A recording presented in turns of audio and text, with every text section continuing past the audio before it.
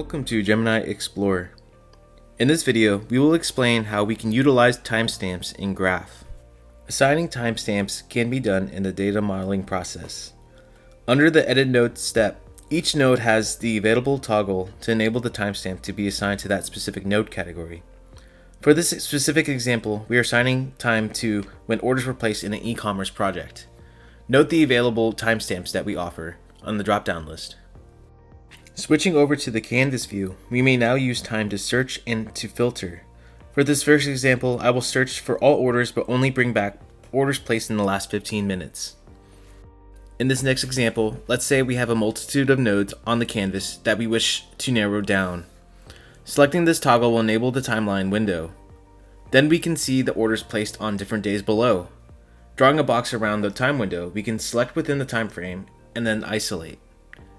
Notice how the timeline will automatically update based on the time range within the current nodes on the canvas. The time range now shows only time since we've narrowed down within 1 day. This process can be repeated to narrow down even more. Thanks for watching.